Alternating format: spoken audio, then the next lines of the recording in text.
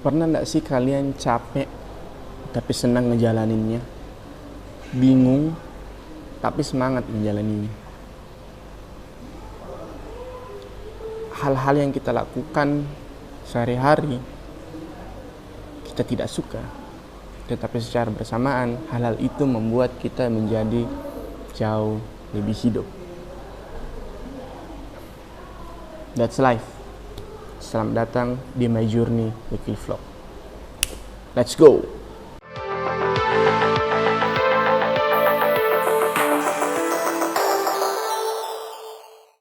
Halo semuanya, selamat datang kembali di My Journey Weekly Vlog. Sebuah vlog yang akan menceritakan dan mendokumentasikan bagaimana perjalanan saya sebagai seorang sport psychology di Platnas Atletik yang ada di Mimika. Ini sudah memasuki minggu ke-3 Ramadan, yang merupakan sebuah minggu yang sangat tenang untuk minggu ini.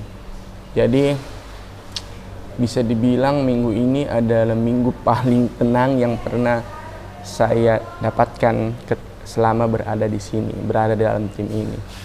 Kenapa begitu? Mungkin langsung saya flashback sedikit.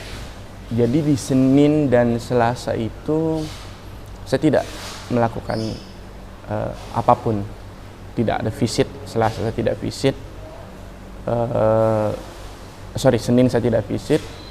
Di sore hari seperti biasa. Terus Selasa itu ada sesi, sebenarnya sesi konseling di Selasa sore dan Selasa malam.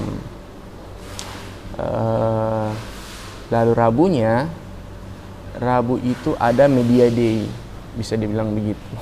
Kenapa saya bilang media day? Jadi ada satu stasiun TV nasional lah yang meliput kegiatan kami di selama latihan di Mimika Sport Complex gitu kan. Mereka datang sore hari itu cuma ambil gambar sedikit. Ada beberapa pelatih yang juga diwawancara kan. Nah, setelahnya itu tim bergerak ke sebuah kafe yang ada di sini untuk melakukan konferensi pers dengan media terkait keberadaan Platnas Atletik di Mimika ini, sama media lokal kan, sekaligus memperlihatkan bahwa ini ada 2 atlet nih yang kemarin habis menang di Thailand, masih menang di Filipina, dapat 2 medali perak, sekaligus diperkenalkan lah gitu. Jadi ada media konferensi pers lah ya, bisa dibilang di Rabu sore. Jadi praktis tidak ada latihan yang berarti gitu. Terus Kamisnya juga sama.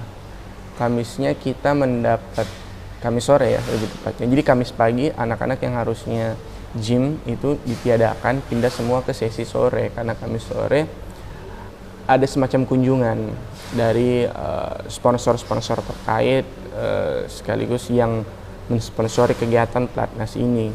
Hari Kamis mereka datang berkunjung melihat bagaimana selama ini kami berlatih kan. Kami latihan hanya itu saja gitu. Datang ngobrol-ngobrol sebentar, ya khas protokoler pejabat lah. Sudah itu pulang, selesai gitu. Habis itu nggak ada kegiatan lagi karena Jumat, Sabtu, Minggu itu adalah masuk di perayaan Hari Paskah.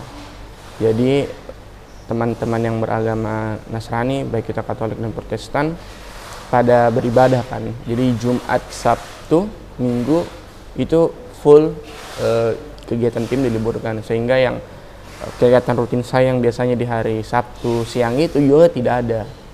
Jadi ya sudah gitu. Makanya kenapa saya bilang minggu ini adalah minggu paling santai. Minggu yang paling ringan lah. Karena dari sisi atlet juga tidak terlalu banyak program yang berat. Dari sisi saya sebagai pendamping psikologi juga sangat santai gitu. cuman hanya ada dua sekali sesi individu di Selasa siang dan Selasa malam itu gitu. Oh ya, saya mau cerita sedikit soal ketika saya konseling Selasa sore dengan salah satu atlet, kami ngobrol kan tentang bagaimana performanya selama dia bertanding di Filipina kemarin. Ada satu kisah yang menurut saya sangat menyentuh untuk saya pribadi gitu. Jadi kami ngobrol kan tentang bagaimana performamu dan sebagainya. Lalu dia mengatakan, jadi di tengah-tengah permainannya, di tengah-tengah pertandingannya, ini atletnya atlet lempar lembing. Jadi kan kalau atlet lempar lembing itu ada sekitar 6 kesempatan untuk melempar. Lalu dipilihlah yang lemparan terjauh, itulah yang diambil dan itulah yang dihitung gitu. Jadi dia cerita di lemparan biasanya selama dia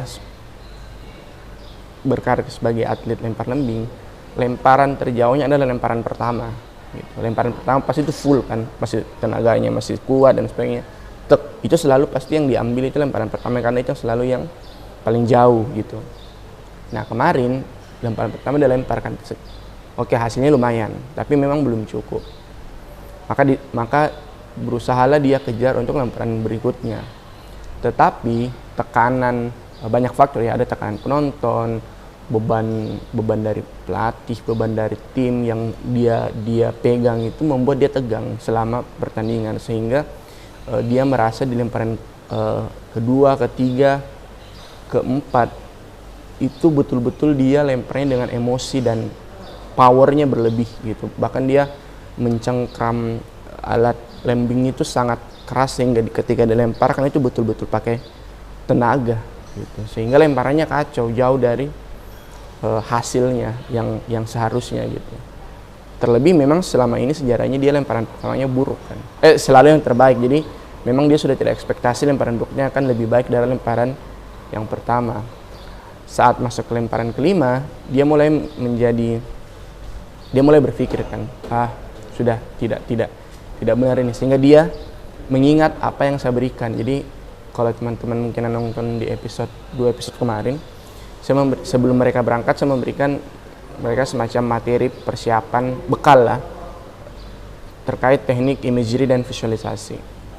Dia ingat apa yang saya ajarkan waktu itu katanya, sehingga dia mengambil jeda. Jadi kan menunggu giliran, dia agak menjauh dari peserta yang lain, dia duduk fokus mengingat apa yang saya ajarkan, karena dia sudah tidak tenang kan. Dia tahu bahwa 3 lemparan terakhir itu betul-betul emosi, tegang, tidak nyaman lah dia lemparnya. Dia ambil waktu 2-3 menit, 5 menit, betul-betul dia fokus mengingat kembali teknik-teknik yang saya berikan gitu. Dan ketika giliran dipanggil lemparan kelima,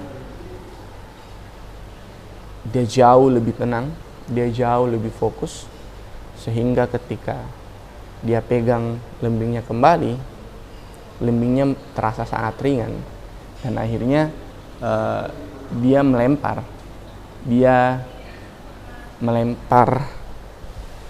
lemparan kelima. Dan lemparan kelima itu yang membuat dia kaget juga, karena hasilnya hasilnya lebih baik daripada lemparan pertama, sehingga lemparan kelima itulah yang mengantarkan dia mendapatkan medali perak. Sebuah cerita yang ketika saya mendengarkan itu membuat hati saya sangat hangat, karena apa yang saya berikan ke mereka gunakan, mereka pakai, mereka aplikasikan ketika pertandingan, dan akhirnya nyata. Dan di sesi itu dia juga bahwa setelah pertandingan ini, setelah pengalaman itu, saya akan terus menggunakan tekniknya kakak, katanya.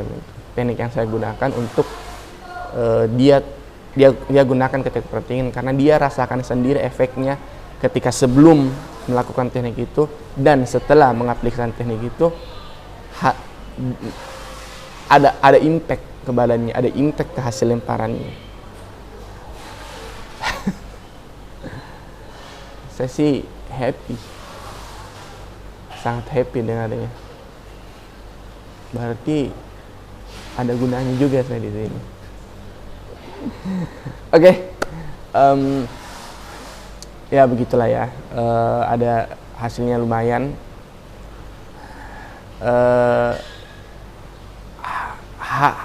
Hasil dari ngobrolan kami kemarin itu membuat saya semakin bersemangat untuk menularkan efek positif ini ke teman-teman atlet yang lain, karena baru 2 atau 3 orang yang memang melakukan testimoni langsung ke saya bahwa efek yang pelatihan yang kakak kasih atau teknik yang kakak ajarkan bisa berguna loh di saya gitu. Sudah ada 2-3 atlet yang datang dan speak up, tapi tentu saja itu tidak cukup karena ada sekitar 13-15 atlet yang ada di sini, sehingga presentasinya masih kurang.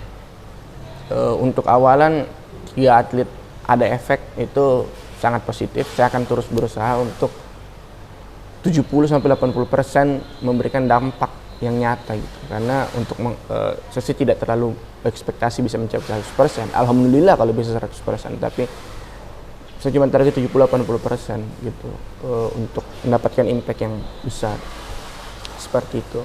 Nah, minggu lalu saya kan cerita bahwa saya membuat sebuah program latihan pendampingan psikologi selama 1 tahun.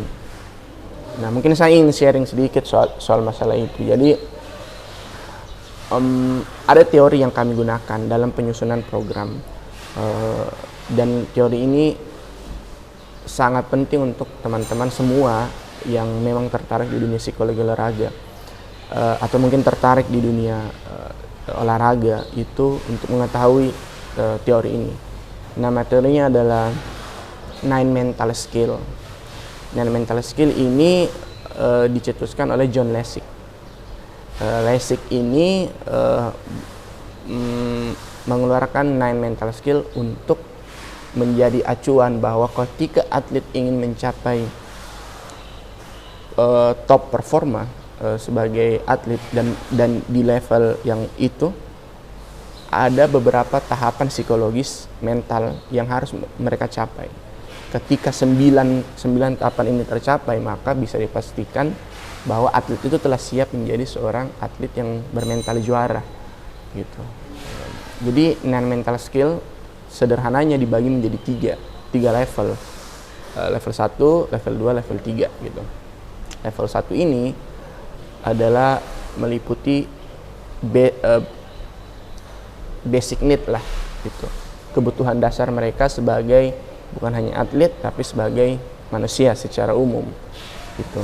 Yang pertama adalah tentang bagaimana mereka harus mempunyai, yang pertama itu attitude di level 1 ini. Attitude yang pertama.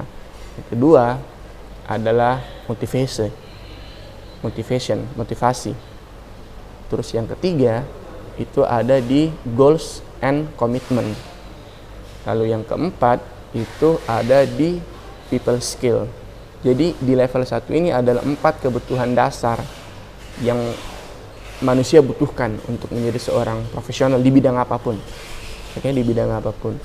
4 ini yang perlu ditekankan. Ketika mereka punya fondasinya 4 ini sudah kuat, ke atasnya semakin bagus gitu. Karena kan levelnya segitiga begitu kan. Jadi akarnya atau fondasinya diperkuat ya. Jadi ada 4 di level 1 ini. Attitude, motivasi, goals and commitment, dan people skill.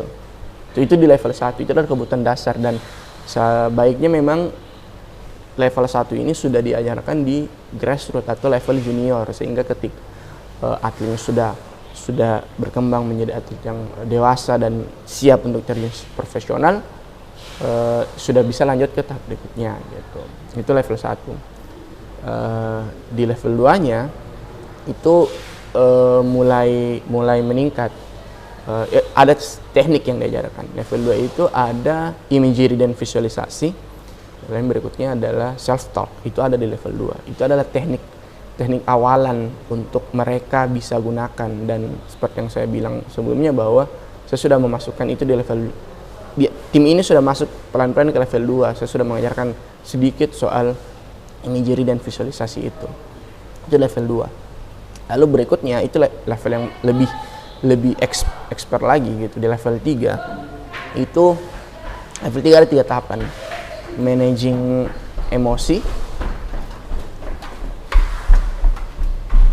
terus ada managing anxiety, terus yang berikutnya adalah konsentrasi gitu. Jadi itu semua teknik-teknik yang akan diajarkan dan tahapan-tahapan yang akan diajarkan. Jadi level 1, level 2, level 3. Nah, kami menyusun program berdasarkan itu, tentu saja berdasarkan bagaimana kita melihat performanya selama ada di sini, performanya selama latihan, berperilaku dan sebagainya. Itu yang menarik. Jadi non-mental skill, teman-teman semua yang tertarik di dunia psikologi olahraga, terutama teman-teman semua yang tertarik pada dunia olahraga, mesti memahami bahwa kebutuhan dasar atlet itu. Kami menyusun program di sini itu berdasarkan itu. Karena ya itu, kita tidak bisa langsung memberikan mereka teknik pengajaran. Oh begini loh cara menghilangkan stres, oh begini loh cara mengendalikan emosi, oh begini loh self talk, oh begini loh imagery. Tetapi kalau basic need-nya yang di level 1 itu tidak terpenuhi, mereka tidak punya contoh, mereka tidak tahu, mereka tidak punya attitude. Satu pertama contoh, mereka tidak punya motivasi, goals-nya mereka tidak tahu membuat goals dan berkomitmen untuk mencapai itu.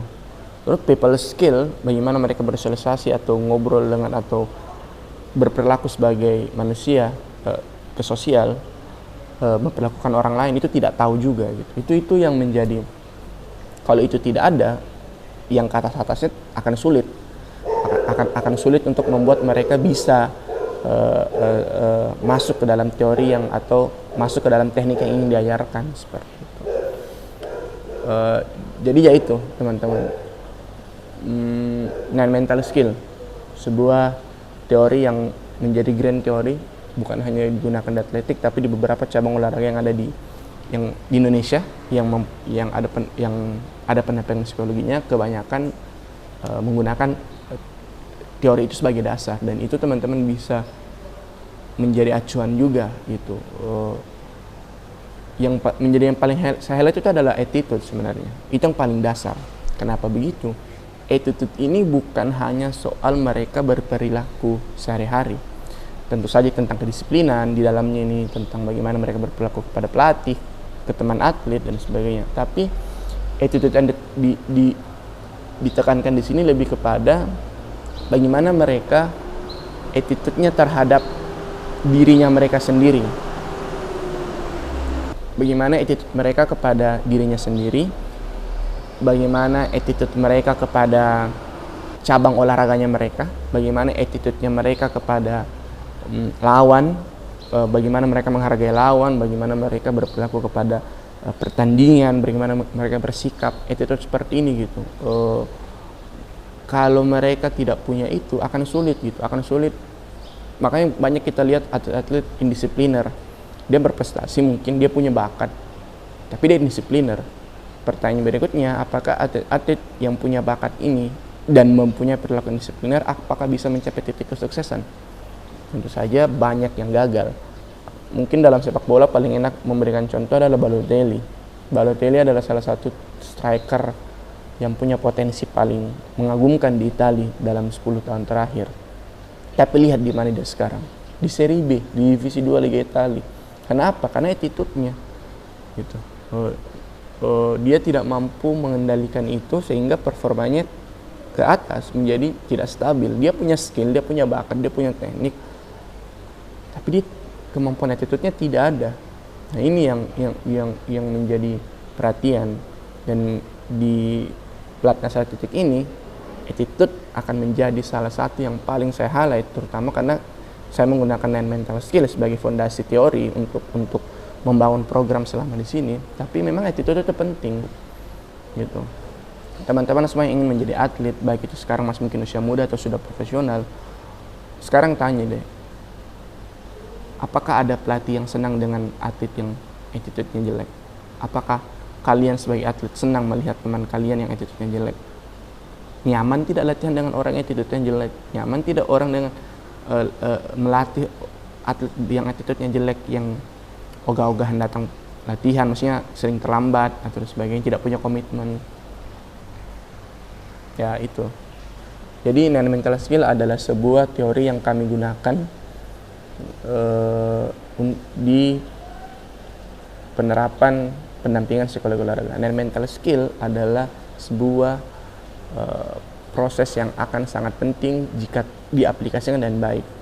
Non-mental skill terbagi menjadi 3, sekali lagi saya ingatkan, terbagi menjadi 3. Level pertama ada attitude, ada motivasi, ada goals and commitment, dan ada people skill. Di level 2 ada soal self-talk dan imagery. Di level 3 managing anxiety, managing emosi, dan konsentrasi. So, non-mental skill adalah sebuah pengingat atau sebuah panduan untuk kalian yang ingin menerapkan pendekatan psikologi di dunia olahraga. Disclaimer, saya menyampaikan ini bukan karena saya menjadi paling ahli, cuman saya ingin memberi sharing saja kepada teman-teman semua. Untuk segala hal yang ingin ditanyakan silakan mungkin komen atau apapun. Terima kasih sudah menonton. Semoga video ini bisa memberikan manfaat untuk yang menonton.